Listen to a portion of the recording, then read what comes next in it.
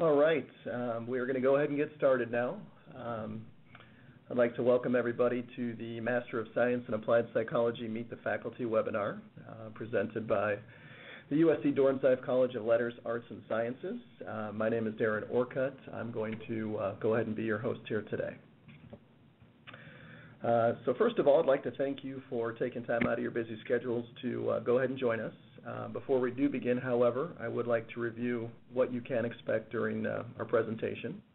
To cut down on the background noise, we have muted your phone lines, so you'll be able to hear us, but we cannot hear you. If you do have any questions, please feel free to type them into the Q&A box in the lower right-hand corner of your screen and just go ahead and hit the send button. Please feel free to enter your questions as you think of them, and we'll go ahead and we'll answer as many as time does allow at the end of the presentation. Another thing I'd like to add is a PDF and a recording of today's presentation will be made available shortly after the event. So here is a quick look at what we will be covering. First, we'll go ahead and hear from Dr. Ellen Leggett. Dr. Leggett is the director of the program, and she'll introduce us to USC Dornsife, and the program's learning objectives. Next, we'll hear from our guest faculty member, Professor Steve Westberg. He will go ahead and enlighten us on his professional background and specific areas of interest. He will also give us a detailed description of the consumer psychology course that he does teach and what a typical week may entail. Lastly, I will go over the specific admissions requirements and the next steps on how to contact me to begin an application. And then, of course, we will end the presentation with a Q&A session. So with that said, let's go ahead and get started. Hello, Ellen. Thank you for joining us here today. Thank you so much. And welcome to all of you. I'm very glad to have the chance to meet you all virtually through the wonders of technology and tell you a little bit about our program. First of all, I'd like to say that we really believe this is a unique program, unique in this country, and we have received that feedback from applicants both in the program on campus and in the online sphere as well. So I'd like to share with you some of the things that we think make this program unique. And probably the most important is that we're really focused on how psychology is used in business and organizations every day. And by focusing on the human side of business, we're really in some ways looking at the functions that are most crucial for business success, which are things having to do with motivating employees and supervising employees and reaching out to consumers, nowadays consumers being all over the world potentially for any product. So in a nutshell, that combination of psychology plus business in a very practical curriculum is what we think makes us unique in this program. Next slide. So I'd like to tell you a little bit more about USC. Of course, you can all Google USC and read the rankings and everything like that. Some of you may even be from California. But just a quick thumbnail, we are the largest private university in Southern California, established in 1880, which is, back in the good old days. And the school has really grown and changed over just the last 20 years to the point where it's really one of the world's leading private research universities. The school in which this program resides, I think it's very important to mention because we are not in the business school. This is not a professional business program. We are in the liberal arts school, in the Dornsife College of Letters, Arts, and Sciences, in the psychology department. And the psychology department is one of the largest programs in all of USC. And Dornsife is actually the original school, the Letters, Arts, and Sciences Liberal Arts School is really the original school of USC before any professional schools existed. So we really are very proud of being in a liberal arts environment where critical thinking is one of the most important skills for business success. And in the liberal arts, that is something that we continue to focus on in this program. Next slide. So a little bit more specifically about this program, this very wordy chart with 4 learning objectives are actually taken word for word from our accreditation. So these are the objectives that you'll see on our syllabi, on our website, because this is what we're held responsible for. And first off is the combination of theory with real-world issues, that our students will be able to learn psychology theories and concepts, but not just learn them for learning the theories themselves. They're going to be pushed to apply those theories to issues that are real-world happening today, whether it's about the organizations as a whole, whether it's about internal dynamics of organizations, meaning employees, teams, supervision, motivating, leading, or whether it's issues facing organizations externally, communicating with their external audience of consumers, whoever those consumers might be. And I like to say that consumers are not just people who want to buy products. They may also be people who are being persuaded to change their lifestyle in some way, whether it be health-related or a social cause. And consumers, in many ways, are the general public who may be the people that serve on juries having to decide the fate of companies. I'm a jury psychologist, so I consider jurors as consumers as well. Secondly, an objective is research.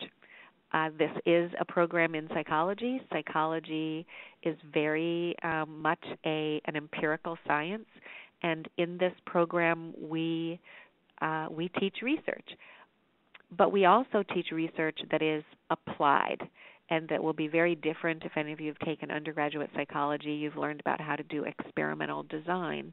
And actually, in business, experimental design is not necessarily the hallmark of research. There are different ways to do research when you're in the real world, where corporations are paying for the research or a company is paying, and they're looking for data that will help them actually make a business decision. So we kind of pull across that line of what's traditional psychology research and how can it be used in the real world to transform the way in which you've been taught research potentially in the past. Third, students are going to be good communicators in this program. We really want to put people in some situations outside their comfort zone to keep working on writing and oral communication because we have to face it, those are skills, like in the liberal arts, these are skills that will help you succeed no matter what your career path may be. And the writing is not only traditional writing of academic papers, but I think you might even hear from Professor Westberg that we're teaching you to write reports and write some kinds of documents that are more focused on how it would be used in business. And lastly, I really feel that this program, again, is unique in helping students see that they're getting preparation that will parlay into many different jobs, not just one job, but many different jobs, jobs that may not even exist today, because psychology is applicable. It's applicable by definition wherever there are people. And therefore, we kind of try to inspire students that this program is not giving you necessarily skills for a particular job today, but skills that can be transformed and to help transform the workplaces or the needs of businesses in the future. Next slide. And I think that's my cue to turn this over to Professor Westberg, who has been with the program since the program began, and we're very fortunate that he has actually relocated out of Los Angeles to Texas for professional reasons, and this gives him the opportunity to continue doing what he's always done well on campus, but doing it for our online students virtually from his location in Texas. So, Steve, you want to give us a little bit more about your background and the course that you teach? Yes, thank you, Ellen. And for all of you who are listening, thank you for your interest in the program. And I hope to shed a little bit more light on it from my perspective. And as Ellen mentioned, I'm Adjunct Professor of Psychology in the online Master's of Science in Applied Psychology program. And I started in the program teaching in the classroom, and just now more recently have transitioned into the online program and online instructional format. And through that transition, it's actually been fairly interesting for me because I have a pretty strong interest in being able to provide online education that is just as rich and vibrant as what you might get in person in a classroom. And so I've tried to structure my class to replicate that classroom environment, but with all of the benefits that you get from an online program, which is you can learn at your own pace. And so from that, it's actually I've been quite excited being in the program. And I guess before I move on to the next slide, there's a little blurb at the bottom of this one, and this is what I really try to lead the students with, and that is a practical knowledge that bridges both academics and the business world, so students can go out and immediately put that to use in a marketing-oriented job. So on to the next slide, a little bit about my background. I do have a PhD in management science with an emphasis in marketing from University of Texas in Dallas. And just as an aside, my faculty advisor and dissertation chair happened to be a graduate of USC's Department of Psychology from some years previously. So I feel like I have a sort of an indirect connection to the university that way as well. And I have a BS in Business Administration from UC Berkeley. My daytime job and what I've been doing for about the past 20 years, I'm a partner in a marketing diagnostics and strategy consulting company, Heiner & Partners. It's located in Southern California. And it's really what we do is data-driven consulting. So we do both market research and database analytics to help our clients apply that to their marketing strategies.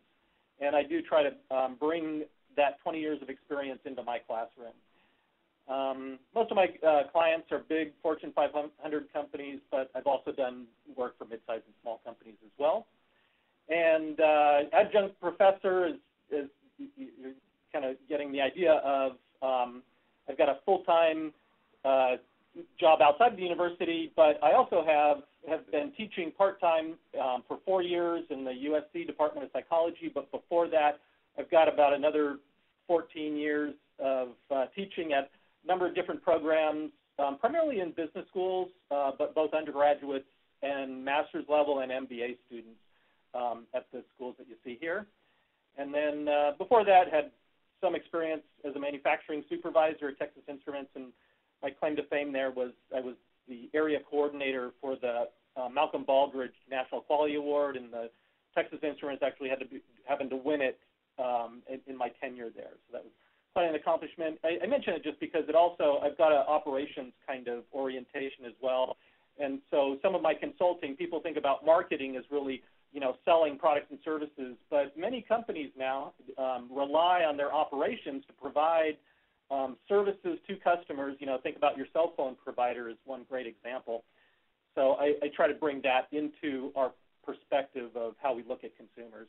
And before that, served our country as a naval officer. Now on to the next slide. My areas of expertise, this is what I do in my marketing consulting job. Help my clients develop marketing campaigns to boost some key metrics they tend to follow, like awareness, knowledge about the product, consideration to purchase, and ultimately trial and purchase. I help them develop product positioning strategies and effective messaging to be able to get their positioning out there in the mind of the consumers, and then do work to help support their 4 Ps, which if you're not taking any marketing classes before, that's no problem, but the 4 Ps stand for product, place, price, and promotion. And we do go through that in my course as well. And then we do quite a bit of monitoring of the effectiveness of marketing for our clients. But just give you a little bit of a feel for what I'm doing in my daytime job, because as I mentioned, I really do try to bring that as much as I can into my class. And on to the next slide then, which is, what is the class I teach? It's consumer psychology. In my perspective, I think understanding consumers is vital for company success. And so the role of marketing and in business in general then is to connect consumers with products in order to facilitate this exchange, which means consumers buying products. And from all my experience, I know the best way to do that is really through understanding consumers and then applying marketing activities or tactics to be able to have some influence on those consumers. And so there's some bullets here that are about my course content. I help help students understand how consumers think in regards to how they make purchase decisions. I try to teach as much as I can the language and terminology of consumers that is currently used in business today, so that when students graduate, that they are able to step into jobs in business and be able to talk the lingo and be able to attend. My goal is that you can attend the meeting in your first week on your job and be able to effectively participate and contribute. I also try to teach conceptual and practical models. I think there's huge value in both having an academic orientation and understanding of conceptual models and then being able to understand how to apply them. That's something else I try to bring with my own background, has always straddled the line between academics and the business world. And so I've become a firm believer that in the value of what you can get out of academics, but then you need to learn how to apply that, in a work environment. So we do that. I think what I'd like to do is just also share with you a little bit about, what happens, what do we do in your class every week? One thing I do, I've tried to structure the course so that in the end, students are working towards completing a fairly large project, and that is to develop a marketing plan on a product or service of the student's choice. I have the students in small teams. I think that works most effectively because there's quite a lot to do to put together a marketing plan. And so then throughout the semester, as we learn new concepts week by week, I've got exercises and assignments that are geared to facilitate learning about that concept, but then also translate into, in a way, chapters or modules that you can then put into your marketing plan as we get towards the end of the semester. So, of course, definitely builds towards creating a marketing plan, and along the way we learn, all the things that you need to do to really, I think, put it together a winner of a plan.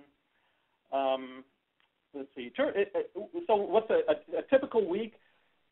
What students will do, I've got a textbook that I like to follow, and then also a number of readings that are both academic and business oriented. And so in a typical week, the students will do some readings out of the text. They'll also do some readings from some of these other books that I've got, and they'll typically watch a short video of myself or a couple of videos of me talking about that week's topics or concepts. And then we have one or two, sometimes even three different discussion threads that the students participate in, and they discuss what we're learning in that week, and it helps develop their knowledge in these topics. And students post comments, and then they respond to each other, and I interject and keep the learning on track and add things as I see fit. And then there's usually also a practical assignment or two that has the students either by themselves or in their small teams put together, it's usually something written that then they submit that's related to those same topics of the week. And then we also have a live session every couple of weeks so that we all get together at the same time. Students are able to ask questions. There's always specific areas or topics that I think are just really important that I want to make sure everybody has got a good grasp of. So I usually focus these live sessions on those topics, and it's also a way for all the students to get to know each other, and it helps create that sort of holistic, almost in-person classroom kind of experience, even though the students, oftentimes are kind of far-flung and don't really otherwise get a chance to, talk face-to-face with each other. And so that's, I think that's about it for about myself and about my course. And now I'm going to turn it over to Darren, who's going to talk a little bit about the enrollment requirements. Sure. Thank you, Professor Westberg. That was very helpful and informative, so thank you again. With that being said, I did want to go over the initial steps for admission for the Online Master of Science in Applied Psychology program. So from an admissions requirement standpoint, we do require that students complete an application profile. They submit that along with an $85 application fee. We do request that students submit official transcripts from each institution previously attended. We also look for a copy of their most current and professional resume. We also have students submit a personal statement of purpose, which really just covers why it is that you're interested in the applied psychology program, why it is that you feel USC is obviously going to be the most appropriate fit for you, and most importantly, how the degree itself is going to help you contribute positively to the field. We also do require 3 letters of recommendation. Those are typically professional letters. However, we have accepted academic letters of recommendation, but again, 3 in total. And then we also have our students submit official GRE scores to complete the application process. And again, with all of this, I can't stress enough the importance of discussing all of these items with me. If you do have any questions or concerns about where you're coming in at with, your test scores, with work experience, or even your GPA, please don't hesitate to reach out so we can discuss it in more detail. With that being said, it is now time for our Q&A session. Just as a reminder to everybody, if you do have any questions, please type them into the Q&A box in the lower right-hand corner of your screen. Please be sure to also hit that send button. What we'll do is, I do see that Chelsea has already typed in a question, so we'll go ahead and we'll start with that. Chelsea asks, for an online student, are there still group projects? I think Professor Westberg did touch on this here a little bit, and yes, with some of the courses, that certainly will be an expectation. I don't know if you wanted to elaborate any further on that, Professor Westberg, but... I could, just to say a few words. I know that sometimes students, and I actually used to refer to these as the dreaded group projects, because I know that sometimes that can be a challenge to, get your classmates working together and that sort of thing. But on the other hand, in the business world, and in particular in marketing, just about everything you do, if you're working in a marketing position, is a group project. So I think it's a good reflection of that.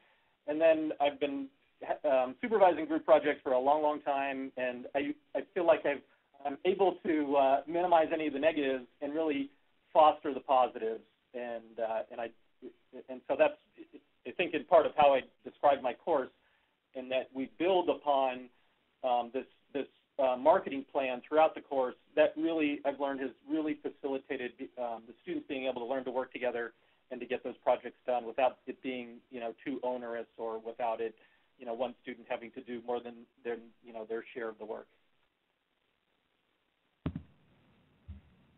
Thank you, Professor. We do have another question coming in. What kinds of careers do graduates of the program typically pursue or go into?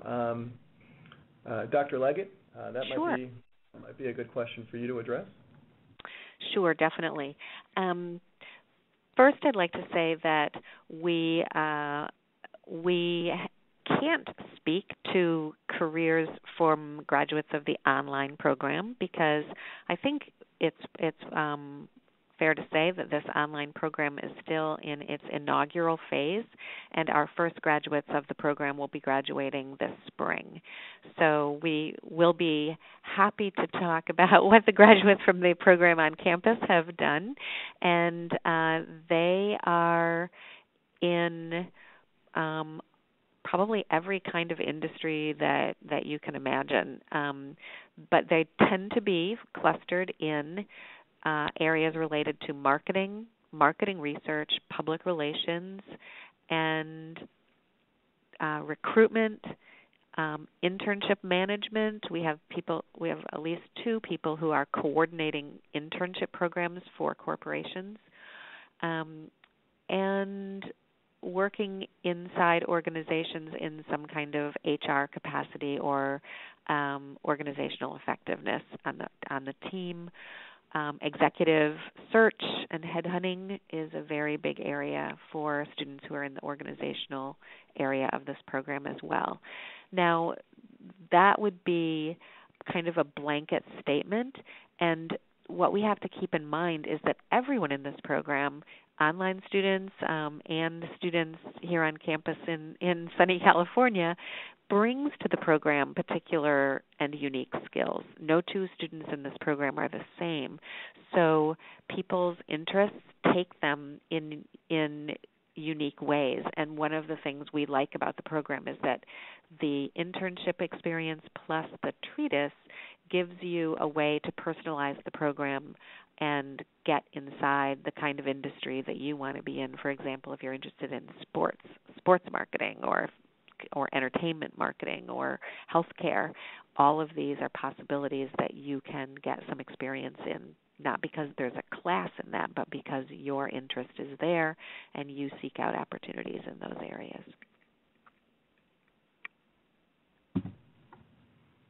All right. Thank you, Dr. Leggett. I do have another question here asking about what the typical candidate does look like for this program. It's a great question. So what we do typically look for in our candidates is we do look for students that have a very strong social science background. I would say a large majority of the students that we work with do have a psychology degree. And if it is not a psychology degree, it's, again, within the social sciences, so something, with sociology or anthropology, political science. I think these courses do a great job of establishing the foundation and, give students the necessary exposure to the research and the methodologies that this program really does build on. So with that being said, it is still very much a holistic approach to reviewing applications, so that is not the only thing that the academic committee will look at, but that is one of the areas that we do feel very strongly about. Great question. Let's see, another question that is coming in. How is the program similar to and also different from a master's in industrial organizational psychology? That is a great question. Dr. Leggett, that might be another one that you want to address? Sure. We get this question a lot, and actually we think that we have some differences that make, again, our program unique in that many masters in IO psychology would be 2-year programs if you're going to school full-time, and the only exposure that you have is to IO issues, and all of your coursework would be related to industrial or organizational psychology. And our program is intended deliberately to give you a somewhat broader view than that. Every student in our program is required to take not only their organizational psychology class if you enter interested in organizational psychology, but also Professor Westberg's course in consumer psychology. And the reason for that is to broaden people's understanding of how these areas fit together, and also to broaden career flexibility. and in a lot of ways to emphasize that every person, no matter what kind of work you do, you will be working inside an organization. So we want everyone to understand organizational dynamics, and everyone will be in charge of personally marketing their own brand and their own career. So that's why the consumer side is there. So the short answer is we are different because we're a little broader, and we're also a faster program. Thank you, Dr. Leggett.